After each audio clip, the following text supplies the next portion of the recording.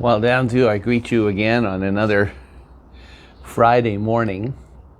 Just a spectacular morning out here on the balcony at the 6th day of November. Can you just believe that this is where we get to live? This late in the season, and I'm outside on the deck early on a Friday morning with shorts and flip-flops and drinking coffee out here. Just the little beautiful beginnings to our days.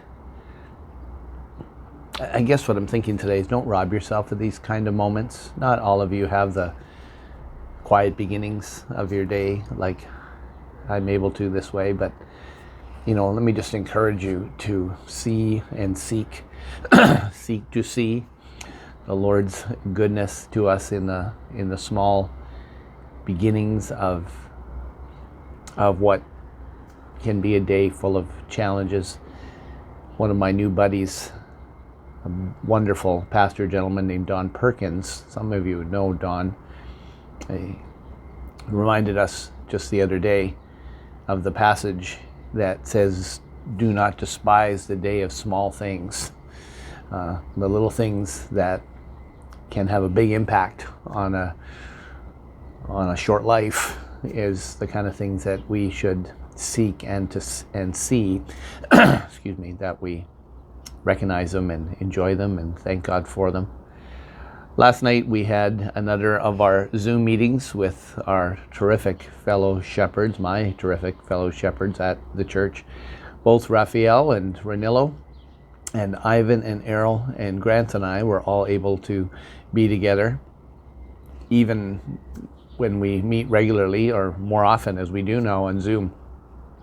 We're not always, everyone's not always able to be there, but last night we were all there and it was just terrific, and you could just tell the guys were just glad to see each other and to be able to chat directly with each other, and to just, as we started talking, it was,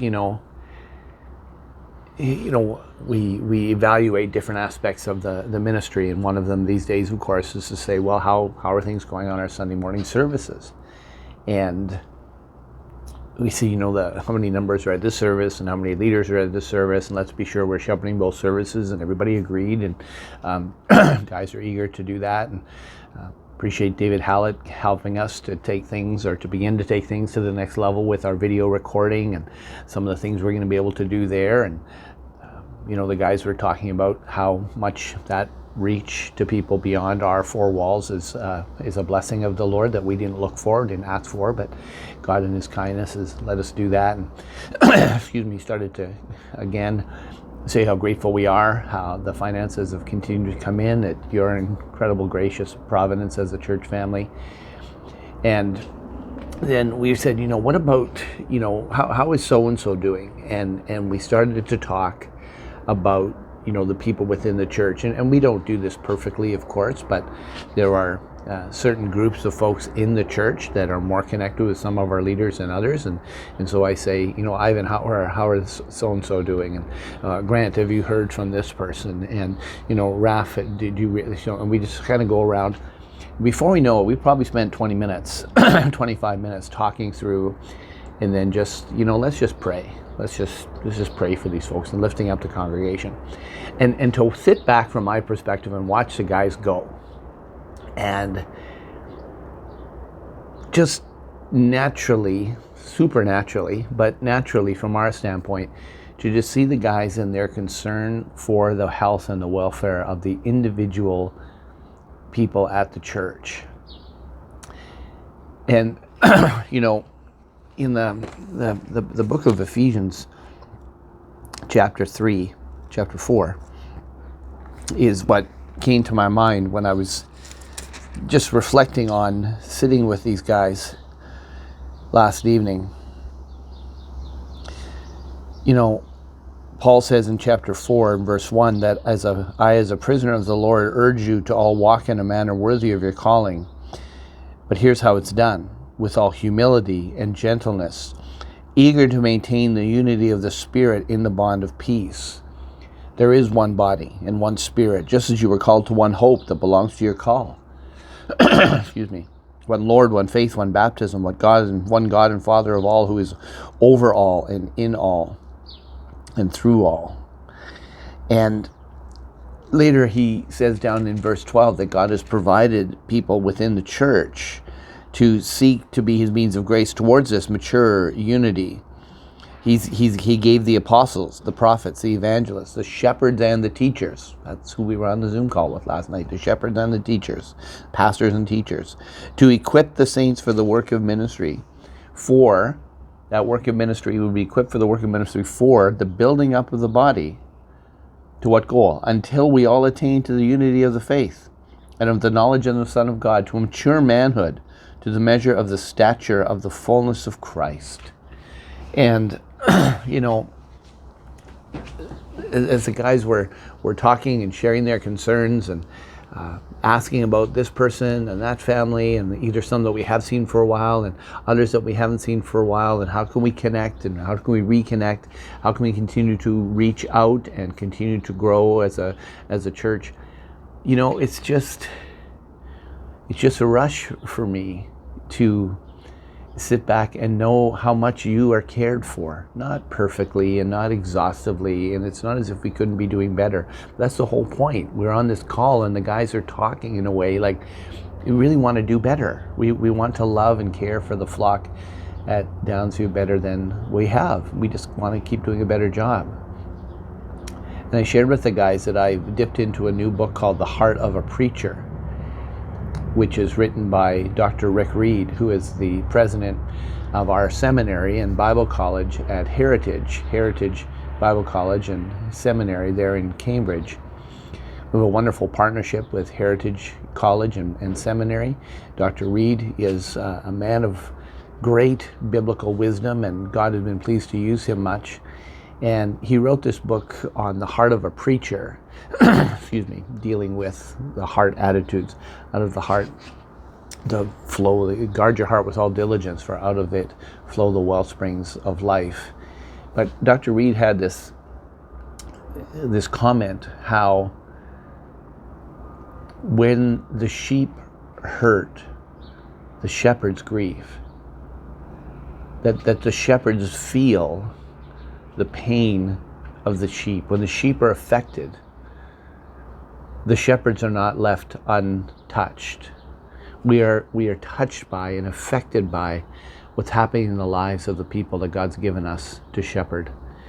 And I saw that last night, and I shared that with the guys and just said, listen, this is how it's going to be. We are not going to be exempt from the challenges that the people at our church have, even if we're not experiencing exactly the same thing at exactly the same time.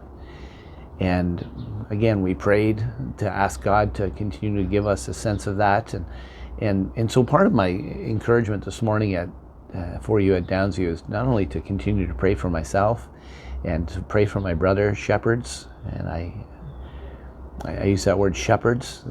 It means the word pastor means shepherd. It's not the other way around.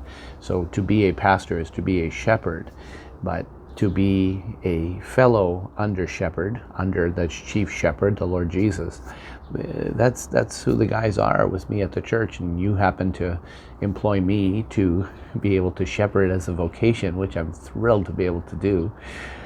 But that's the difference between me and the guys. That's it. And that we are together on this, and we're together responsible to shepherd the flock of God, which he's purchased with his own blood. Acts chapter 20 verse 28. And so I want to encourage you to pray for God's usefulness of Ivan and of Raphael, that you would pray for God's care and a widening vision for the flock for Errol and for Grant, that you would pray for a continued heart of the shepherd in my heart and Renilo's heart, that we would together as brothers first and sheep first before we are shepherds, but then as to seek to fulfill the call that God has put on our lives as shepherds, to continue to love and to lay down our lives for the good of the flock at Downsview. And it's just, as I say, a beautiful truth to see the experience of what was, as I say, almost just spontaneous conversation and sharing concerns with each other in terms of how things are for the folks at Downsview. This may be for some time, brothers and sisters. The pre-vaccine season may last for some time, but we are eager for us to be able to assemble nonetheless. That's what a church does. And we can do so with the restrictions that God has determined we should have through our governing authorities. But if we can meet, we should meet, has been our motto. And I want to encourage you, if you can meet, you should meet. And if you've yet to come on a Sunday morning, if you find yourself just wondering what the point is or why it is, just understand again that God has designed you and I to be part of this assembly and to assemble together for the worship of our King. You can certainly do that, and you certainly have done that without being in person. But God in His kindness has given that lack of restriction. Now we can meet with pretty much everybody who's wanting to come. We haven't had to turn anyone away yet. We were close the first service last week, but we would love you to come. So go to the church website at downsviewbaptistchurch.com and reserve a seat for Sunday, either at our 9:30 or 11 o'clock service. We do have those two services separated out. People have done very well at complying with our safety protocols, and come and enjoy the Lord this morning, or this Sunday morning, as we seek to honor our King again together.